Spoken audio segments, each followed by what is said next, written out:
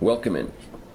I'm going to offer you a perspective on where we are right now in 2025, but before we get into that, we have to discuss a couple little things about your beliefs, why you believe what you believe, and why it matters what you believe.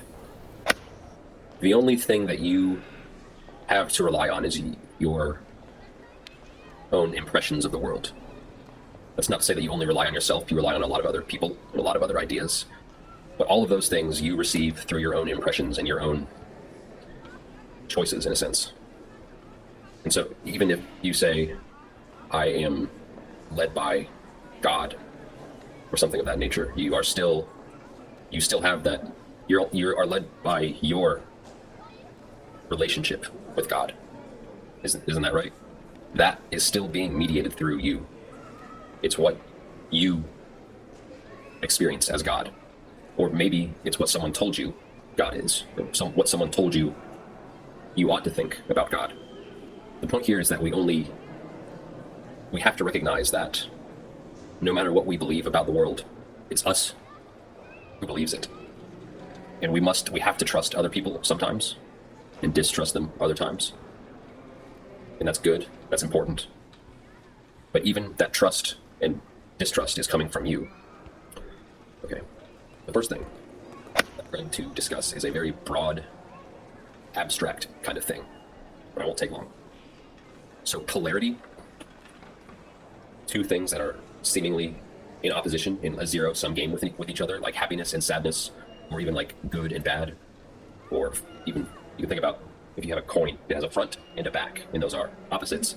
But polarity in anything that has opposing, that kind of like oppositional nature, is downstream of unity. So in the case of the coin, they're front and back, but the front and back work together. They are codependent concepts. Both of them serve the coin. Whatever your definition of good is, you could have even no concept of the idea of good without also having the idea of bad. So ultimately, those two things they seem to be opposites, but that doesn't mean that there's not a unity that they emerge out of. So with good and bad, it would be like oughtness, like a qualitative assessment of something, whether it's good or bad. Because most of the things that you encounter in a day or in any given moment, look around you, all the things, most of them are neither good nor bad. You're not bothering to make that qualitative assessment of them. But in order to make the assessment, you have to first acknowledge the possibility of qualitativeness as such. So you can think about it as like the tension in a string, like the tension of a bowstring, or like flux. Like in electricity, you need the positive and the negative for there to be electricity. Any kind of dynamism, any kind of not living like biological, but any kind of like dynamic system has these elements where there could be more than two, but there's at least two poles that the back and forthness is what actually defines what is happening. One of my favorites is playful and serious. Like people who are really good at a certain thing have a kind of playful attitude towards it, because there's an element of creativity and playfulness that's not necessarily there in seriousness. It's a paradox in language when we talk about it, but it's not really a paradox. It's just the case that the two opposites are working together in a way. In order to make a game that works properly, or even to play a game, you have to have a level of seriousness. If everyone sits down to play a board game and no one's taking seriously, it's not fun. There cannot be, if everyone is not taking seriously at all, there is no playfulness. So there is no playfulness without seriousness, and vice versa. The most important thing to notice about Donald Trump is the polarity that he kind of rides like a wave. I don't know you, but you likely have a fairly strong opinion on Donald Trump. That's probably true of you because it's true of almost everyone. But the real trouble is that you likely know people who have their own very strong opinion about Donald Trump that is very different from your own. And that causes us a lot of stress to notice when our friends and family and coworkers, you're having a hard time reconciling. We are having a hard time reconciling how we can see this man and feel one way, and then everyone else can see him and feel not just differently, but the complete opposite. But this polarity with all others, as with all others, is downstream of a greater unity. His skill is that he is able to position himself that people can project their hopes and their fears onto him, and he reflects that back to them. So if you project the way you want Donald Trump to be onto him, that will be you will see more of that back from him. Or if you project your fears about him and what he could represent in the future he could have for us, that fear is also reflected back at you. There's a lot of things. If you find something not to like about Donald Trump, You only have to dig a little bit deeper to find more. But it works the same the other way too. That's really interesting, isn't it? That despite the apparent opposition, the apparent polarity, the much more significant thing is the unity underlying it, which is that in this moment of history, we are experiencing a lot of change and we are very uncertain about where the future lies. That is in a fact, basically, at this point. That is a fact that everyone, not everyone, that most people have that intuition, regardless of which side they may be on or how they interpret that fact. So because of this impending sense of transformation or epochal shift, we have, as a collective, actually a shared attitude that is quite remarkable, even though on the surface of things, we're at war with one another. There's a lot about this moment of history in which we all kind of see that something's coming, but none of us can quite see what either.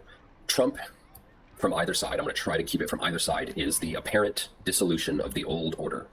So whether you interpret that as good or bad is kind of what underlies your ultimate opinion on Trump. I say apparent because, he is a billionaire political actor. He's been around forever. He does have ties to all of the old people in the US. He's been on the plane. He has ties to Russia and other countries besides Russia that are dubious. There's nothing really certain about Donald Trump. If I had to guess, I don't know this, but if I had to guess, he doesn't. This is a guess. This is an idea to play with. I don't know how aware he is of this. He seems to be a very intuitive person, and so there may be a plan in some sense, but not in another, which is in a lot of ways a good thing, because so much is changing right now that if he had a master ultimate plan, it can only be disrupted 1,000 times over by the technological, socio-political innovations that are happening every day. So he appears to be the dissolution of the old order. To what degree that's possible remains to be seen. But as he has taken power, it has caused the reorganization of other powerful forces in the world, because he is, or at least appears to be, a major disruptor. So a moment ago I mentioned how all of us feel at an intuitive level that history has come to a moment of change, to say the least. A lot of that is a result of what I call the techno-global moment, which is just to say that in the history of the world we have never had anything approaching the level of connectedness we have now, the level of interdependence between nations, economies, people, ideas. Never before could you fly a plane to one side of the world and then back again in the same day, or send a message to anyone anywhere in a second. So for the last, you could go back, you could argue over where exactly to go back. You could say the last 300 years, you could say the last 3,000 years if you want. But the kind of global modus operandi has been that we have been in a collective pursuit to control life, to control the world in order to enrich ourselves and to make ourselves more powerful. So all of technology you can interpret as making the individual, not necessarily all of us individual, but an individual or some individuals or all of the individuals more powerful. It gives us more control over our world. It enriches us. And we are now in the culmination of that moment where we have so much technology that has connected all of us together that we essentially live in a single big community, in a sense.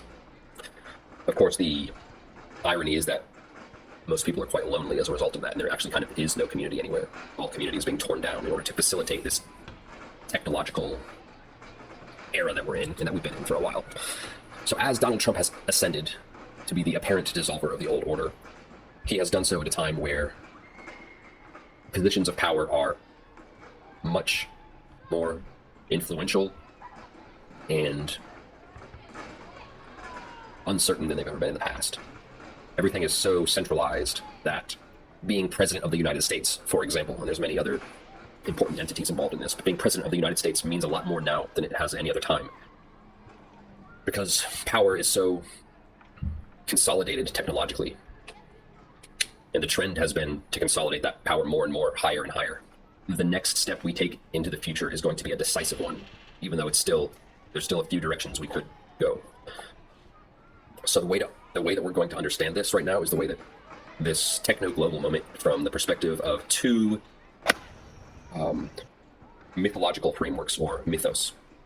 And I'm not using that word to say that these things are true or not. I'm just saying that they exist in an idea space that we all interact with. So the first one is Lord of the Rings. So Lord of the Rings is a particularly captivating fantasy series.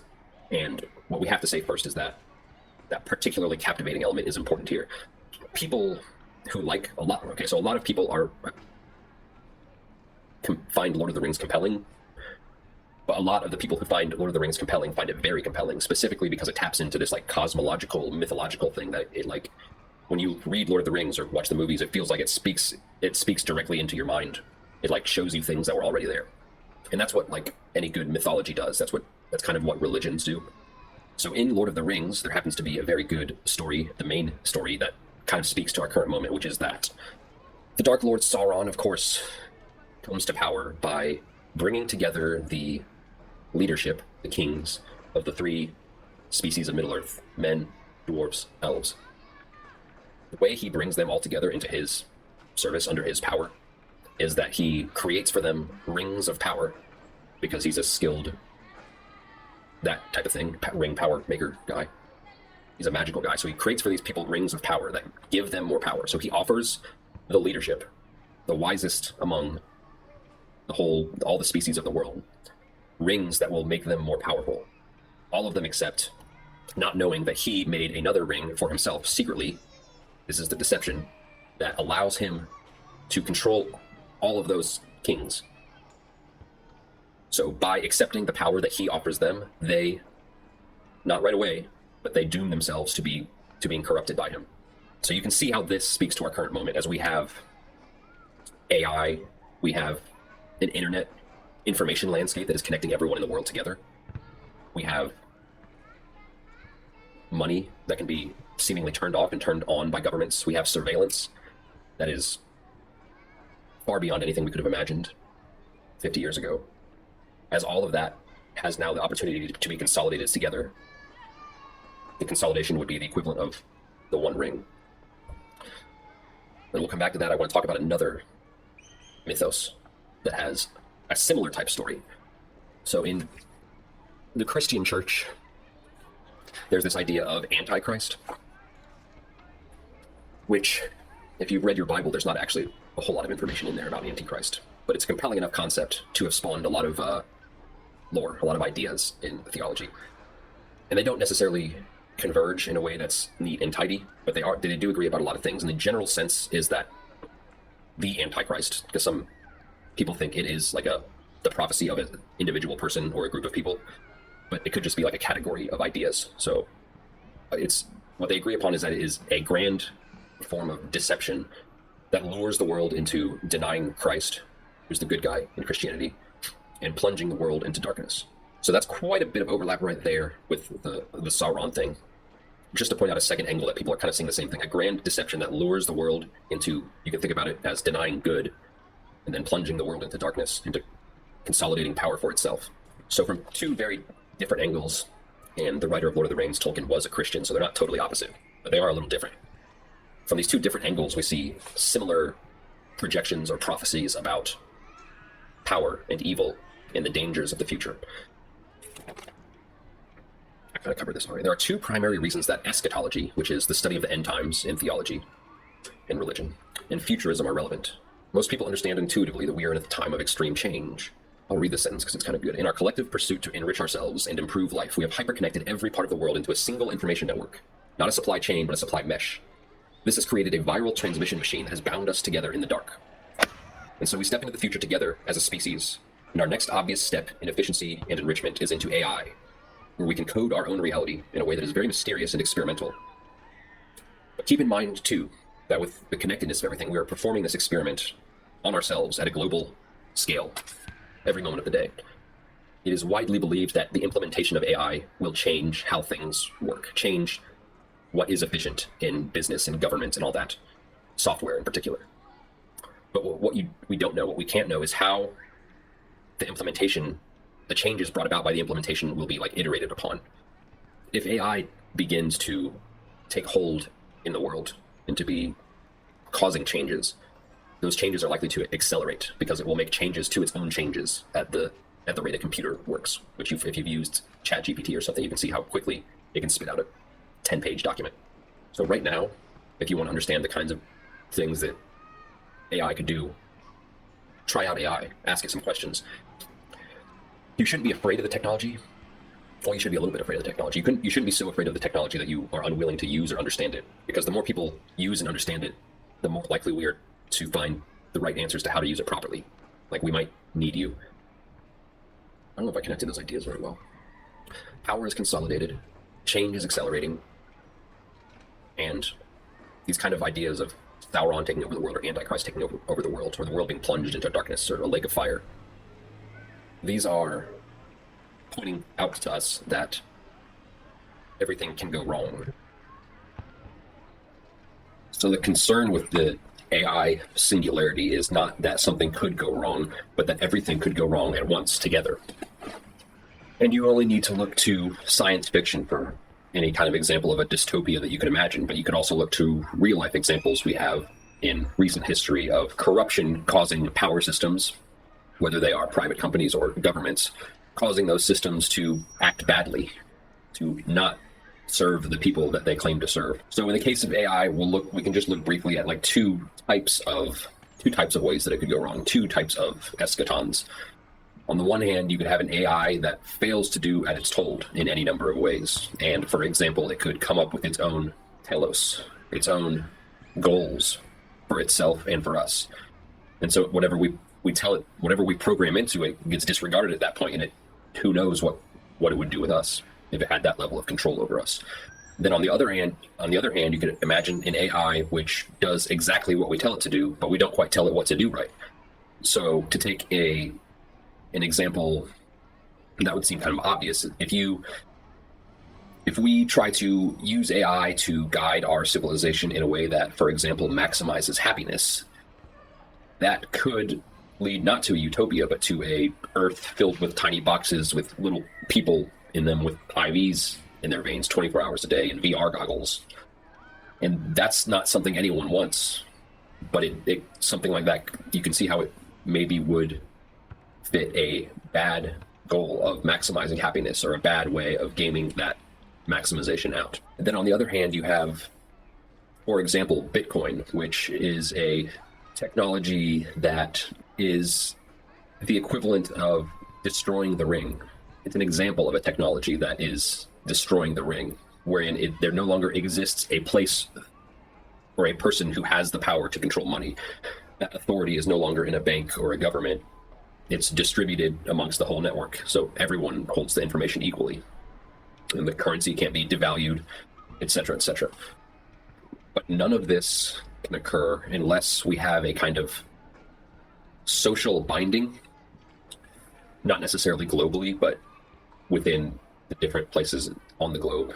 A social binding in a collective, again, not everyone together, but every region separately, a collective orientation towards our idea of what humanity should be, which is basically the same thing as having an ethos or an idea of how we ought to act and what is right and wrong. In other words, we need something like a religio that has not been corrupted. And religions can be both good and bad. They can be serving the people.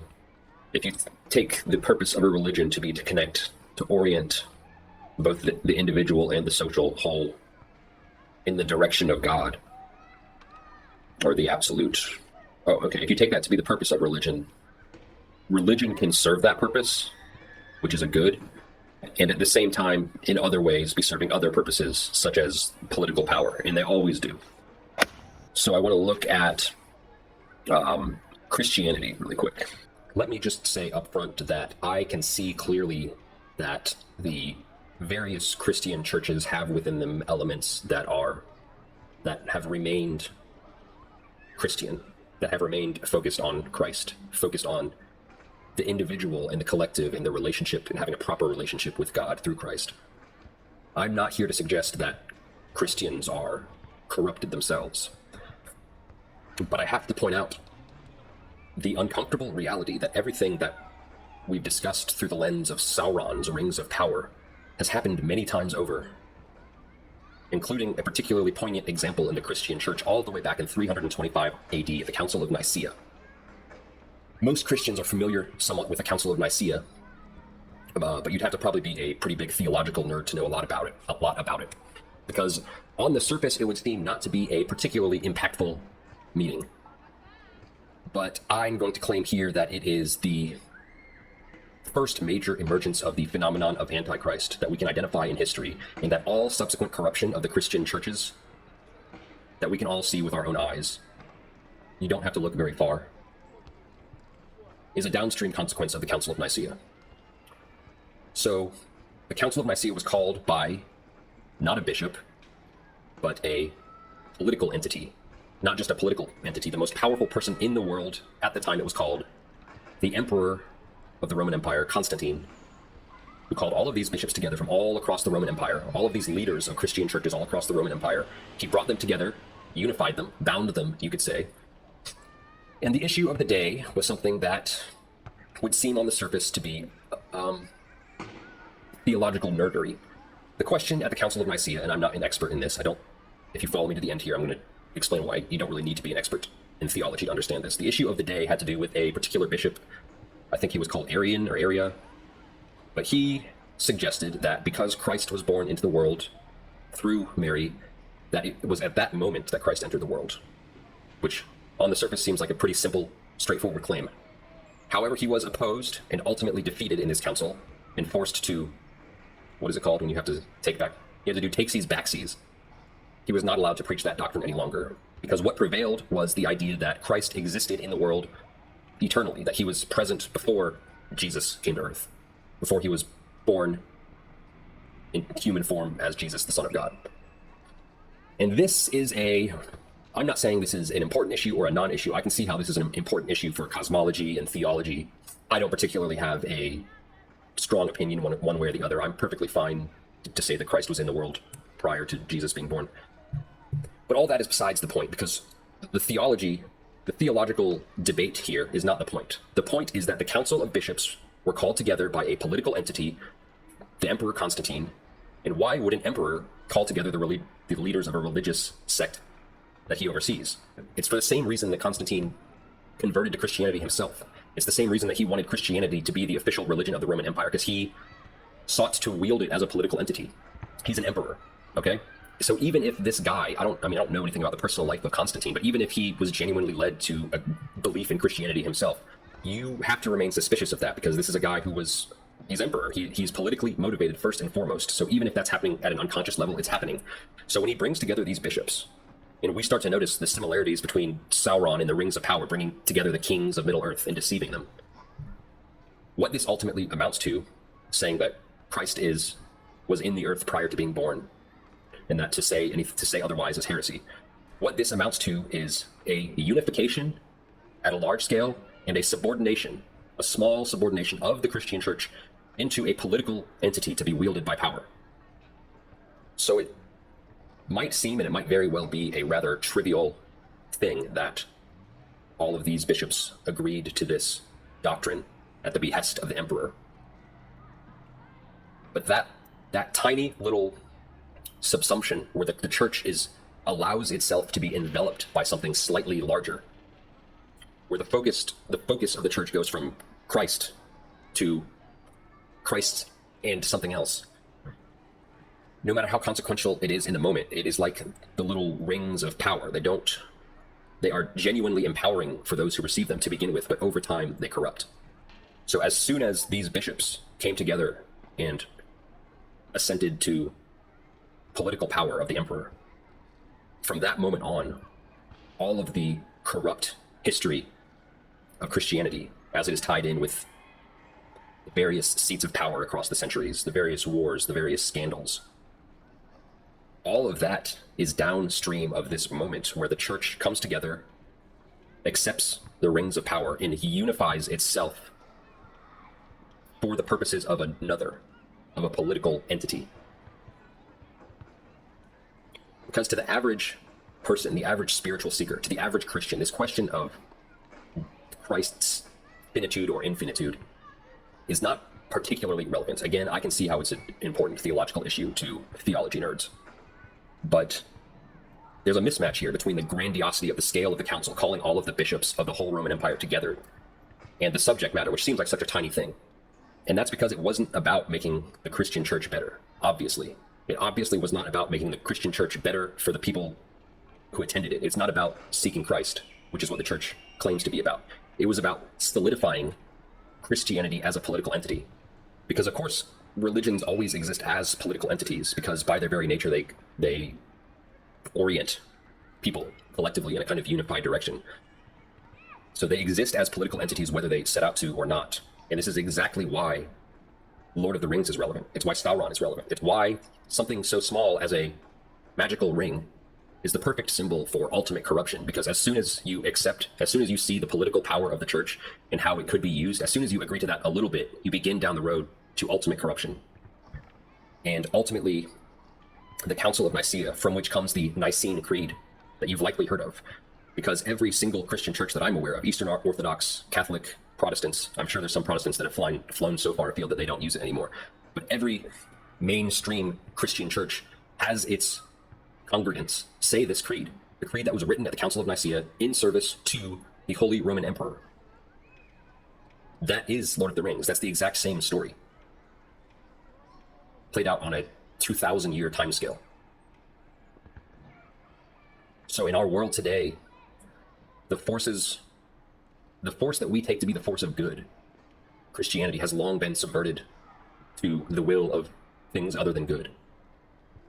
And so if we are to have any hope at salvation, at navigating this historical moment that we're in right now, with technology, with globalism, with AI, the singularity, this techno-global moment, if we are to have any hope of navigating that correctly in a way that is celebratory of the best aspects of human life, in a way that is Christ-like, we must find a way to throw the ring, to destroy the ring, to throw it back where it came from, to shrug off the Council of Nicaea. I understand that this might be upsetting to you if you've lived with the Nicene Creed for so long, in all of the theological texts that have been written in its aftermath that incorporate it. But if you think really hard, you will find that there is the Council of Nicaea and the Nicene Creed adds nothing to your project of becoming more Christ-like. It adds nothing. It is a corruption. It is a force of political power that has been wielded over and over and over again. And there are many players, both ostensibly Christian and not, who are seeking in this very moment to use it again. Because if you think the Antichrist, as he will emerge via the technological singularity, if you think he's going to emerge, it's a deception, right? And I bet you think you're going to see right through it. Because we all do. We all have that idea that, I'm not prone to deception, but the Antichrist deception is going to be a powerful deception. It deceives even the wisest. It deceives especially those who are enmeshed in the political, theological world of the church, because that's where these things are solidified. Seeking Christ doesn't really have anything to do with reading theological texts. Am I recording?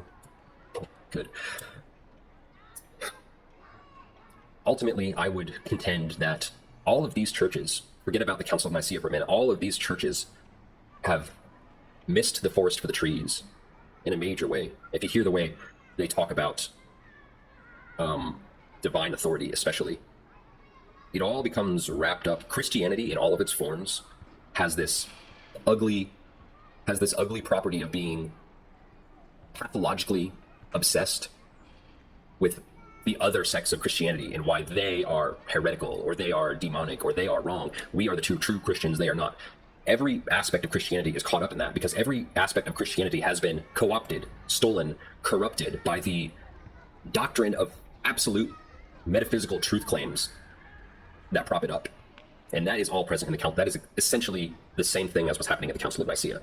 That the church, which at its core is meant to bring humanity closer to God, is caught up in playing these word games and creating these labyrinth of metaphysical truth claims of this is the absolute truth, and anyone who doesn't believe that this is the truth, and this is the truth right beneath it, and this is also the truth, and they work together like this.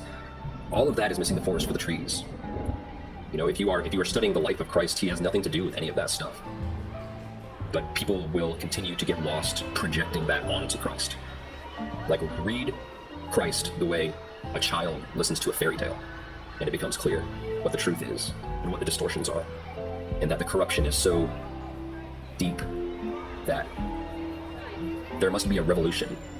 Christ must be allowed to finally come down from the cross, so that we can understand him truly. Thank you.